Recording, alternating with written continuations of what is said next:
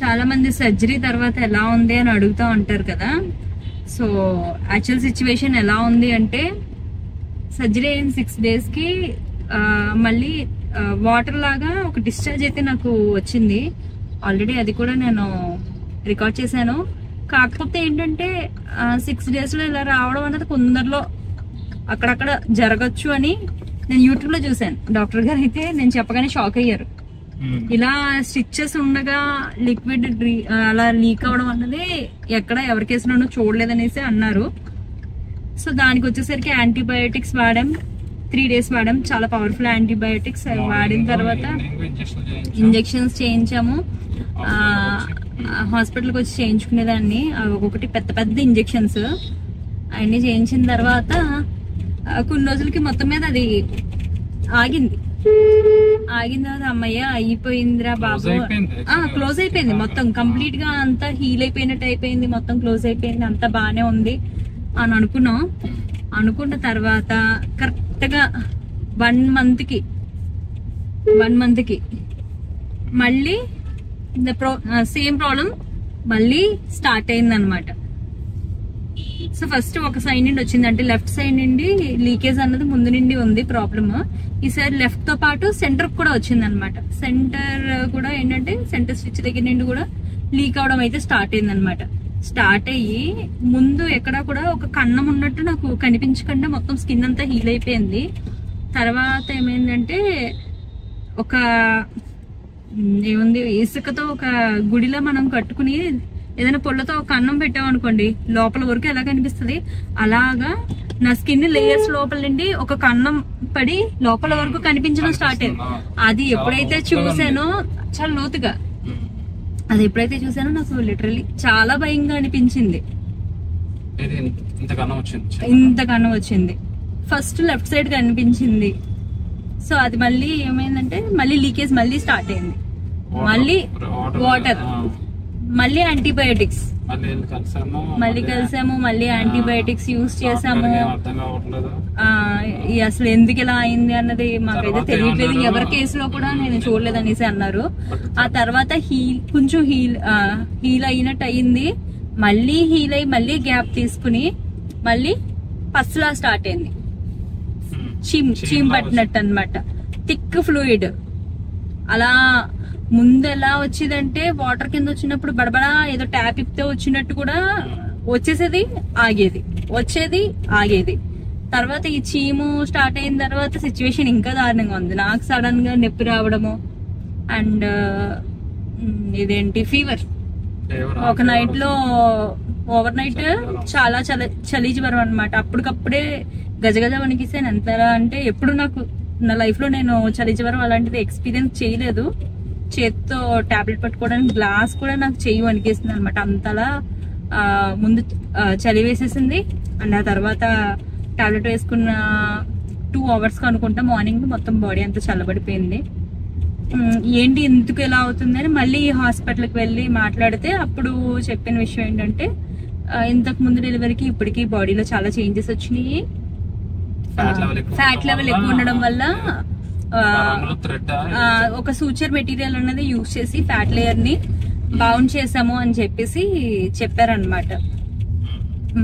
చెప్పి మళ్ళీ antibiotics use చేద్దాం. మామూలుగా ఎవరికైనా సరే వితిన్ 1 month లో ఇలాంటివి ఏమైనా సరే హీల్ అయిపోతాయి. కానీ మీ బాడీ ఎందుకో దాన్ని ఆ మెటీరియల్ ని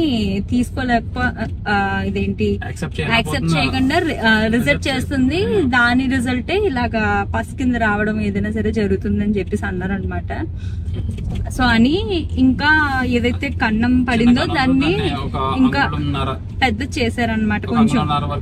ఎందుకనంటే ఇంకా పస్ ఏమైనా ఉంటే ఒకేసారి రిలీజ్ అయిపోతుంది, సో దట్ మొత్తం హీల్ అయిపోతుంది అని చెప్పేసి అన్నారు. సో ఓకే, 1 week అయింది. 1 week గా కొద్దిగా బ్లడ్ కనిపించింది. ఇంట్లో డ్రెస్సింగ్ చేసుకుంటూ ఉన్నా అనమాట. ఏమో ఈ సిచ్యువేషన్ ఎవరికైనా ఇలా ఫేస్ చేశారో లేదో నాకు తెలియదు, కానీ నాకైతే మాత్రం చాలా డిఫికల్ట్ గా ఉంది. ఒక్కొక్కసారి నా మీద అది జాలో భయము ఏంటో తెలియదు, కానీ నాకైతే నా మీద నాకే తెలియని ఒక రకరకాల కన్ఫ్యూజన్స్. ఒక పక్కన బేబీ పుట్టడము, బేబీని చూసుకోవడము, వాడితో నిద్ర లేకుండా ఉండడం ఒక పక్కన అయితే, మరో పక్కన నా హెల్త్ ఇంకా ప్రాపర్ ట్రాక్ లోకి రాకపోవడం ఇంకొక ప్రాబ్లం. సో ఇప్పుడు రైట్ నౌ వచ్చేసరికి ఏంటంటే హాస్పిటల్ నుండి స్టార్ట్ అయ్యాం అనమాట. ఇప్పుడు స్కానింగ్ సెంటర్ కి అయితే వెళ్ళబోతున్నాం. సో రకరకాల డౌట్స్ అయితే అడిగారు. అంటే ఏమైనా ఫ్యామిలీలో ఆటో ఇమ్యూన్ డిసీజెస్ ఇలాంటివి ఏమైనా హిస్టరీ ఉన్నాయా ఏంటి అని చెప్పేసి అన్నారనమాట. అండ్ హెచ్బి టెస్ట్ ఒకటి చేయిందాము, బ్లడ్ లెవెల్ తక్కువ ఉన్న ప్రాబ్లమే, ఏంటి ప్రాబ్లం ఏంటన్నా తెలియట్లేదు. ఇంకా ఫైనల్లీ ఏమన్నారంటే టెస్ట్లు అన్ని చేయిందాము, స్కాన్ అది ఒకటి రాశారు మమతాలో. సో మమతాకి అయితే వస్తున్నాం అనమాట. దాంతోపాటు ఏంటంటే ఆ హోల్ ఏదైతే ఉందో అది ఇంకా పెద్దది ఉంది, దాని అంతగా అది హీల్ అవ్వాలంటే చాలా కష్టమట. అందుకనేసి స్టిచ్ ఎనస్థీషియా ఇచ్చి స్టిచ్ చేస్తానని అన్నారు. ఇది మళ్ళీ ఎలా ఉంటుందో ఏంటో తెలీదు. ఇప్పుడు రైట్ నౌ లక్కీ వచ్చేసరికి మా నైబర్స్ కప్ చెప్పి వస్తున్నాం అనమాట. చేతిలో ఇంకోండి చిన్నోడు ఏముంది, హాఫ్ అన్ అవర్ కన్సల్టేషనే కదా చెప్తారు, వెళ్ళిపోవచ్చు అని అనుకున్నాం. ఇప్పుడు మమతకు రావాల్సి వచ్చింది అనమాట. ఎంత దారుణంగా ఉందో చూడండి. ఇప్పుడు ఆ స్టిచ్ చేసిన తర్వాత ఎలా ఉంటుందో తెలియదు నాకు. ఈ హ్యాండ్లింగ్ అయితే ఎలా ఉంటుందో తెలియదు కదా.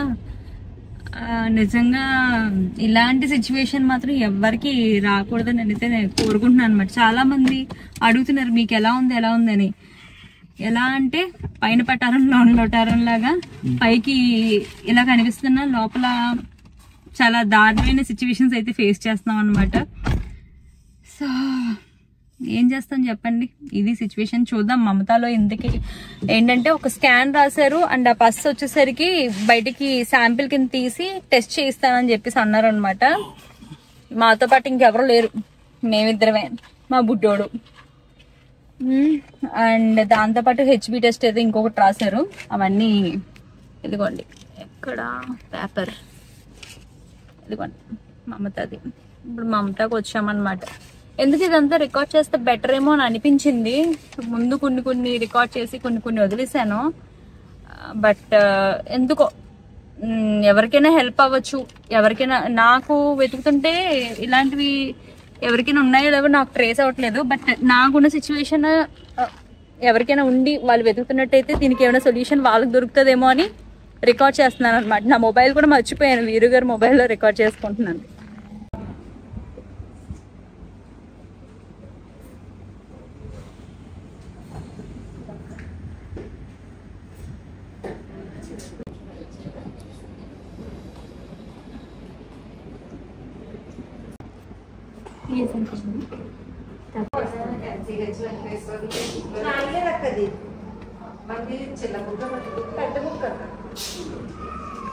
ఇంకా మమతాలో టెస్ట్ అయితే కంప్లీట్ అయినాయి అనమాట.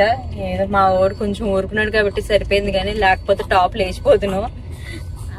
సో బేసికల్లీ ఏంటంటే హిమోగ్లోబిన్ ఒకటి అయితే చేశారు, స్కానింగ్ ఒకటి, అండ్ ఏదైతే పస్ వస్తుందో దానికి బయాప్సీ రిపోర్ట్ అయితే వస్తుంది.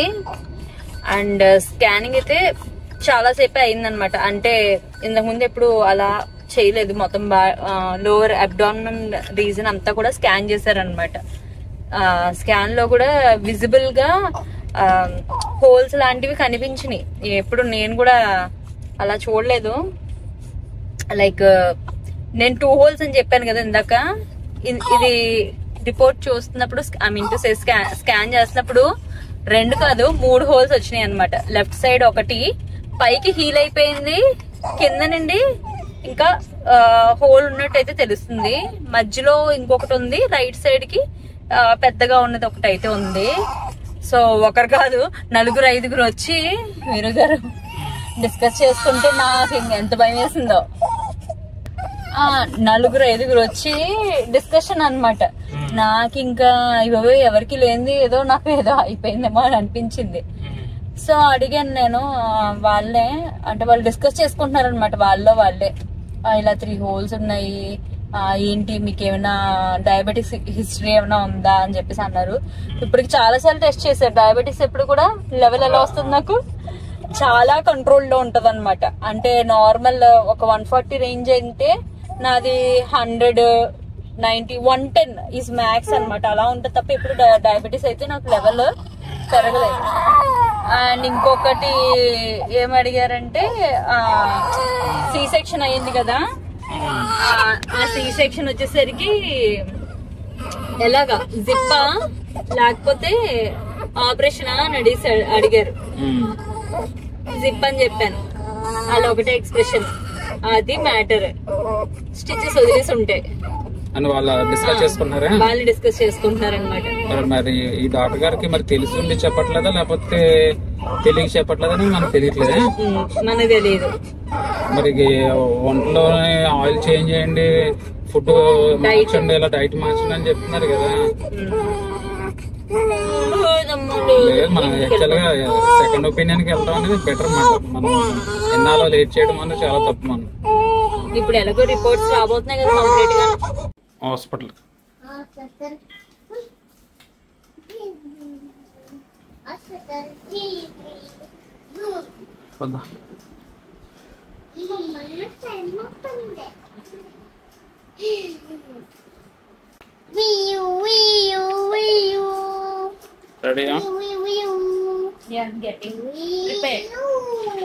ఇక్కడ నుంచి అయితే డైరెక్ట్ గా మా అక్క దగ్గరికి వెళ్ళి అక్కడ మా అక్కని తీసుకుని అప్పుడు హాస్పిటల్కి వెళ్దామా? ఏటమ్మా ఇంటికి వచ్చినావరా? నిన్న రిపోర్ట్స్ గురించి చెప్పలేదు కదా, రిపోర్ట్స్ చూసాము. ఎవ్రీథింగ్ నార్మల్ గానే ఉంది. ఓన్లీ హిమోగ్లోబిన్ లెవెల్ వచ్చేసరికి ఏంటంటే 9 points ఉందన్నమాట. యాక్చువల్ యావరేజ్ కోరిలేటెడ్ వాల్యూ వచ్చేసరికి 11, నాకు 9 point ఎంతో ఉంది. సో అదొక్కటి తప్పించి మిగతా అంతా కూడా రిపోర్ట్స్ లో అంతా నార్మల్ గా ఉంది. ఫస్ట్ బయోస్పీ రిపోర్ట్ మాత్రం ఇంకా రాలేదు, 5 days పడుతుంది అన్నారు. బట్ ఏంటంటే డాక్టర్ గారు స్టిచ్ అన్నది ఈ రోజే వేసేద్దాము అనేసి అన్నారు అనమాట. సో అందుకని అయితే ఇంకా ఫైనల్లీ స్టార్ట్ అయ్యి హాస్పిటల్కి అయితే వెళ్తున్నా. నాకు ఇది చాలా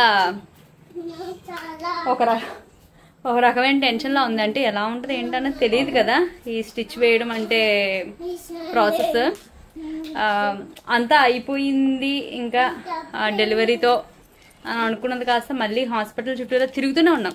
2 monthsగా తిరుగుతూనే ఉన్నాం. వెళ్తున్నాం వస్తున్నాం, అవుతుంది అంటున్నారు, మళ్ళీ వెళ్తున్నాం వస్తున్నాం. బట్ రిజల్ట్ అయితే మాత్రం రాలేదు. బట్ ఇంకా ఈసారితో అయినా ఇంకా అయిపోతే బాగుండని కోరుకుంటున్నాం. మీరు గారు పిల్లలతో ఇలా తిరగడం మాత్రం చాలా డిఫికల్ట్గా ఉందన్నమాట. ఒక పక్కన చిన్నోడు అండ్ వీడు చిన్నోడు లెక్కే. 3 years అంటే ఏముంది అర్థం కాదు. బట్ అలానే తిరగాల్సి అయితే వస్తుంది అనమాట. బట్ ఏం చేస్తాం చెప్పండి, తప్పట్లేదు. బాగుందా స్కూలు? పుచ్చు బజ్జున్నాడా? పడుకున్నాడు. బాగుందా స్కూలు?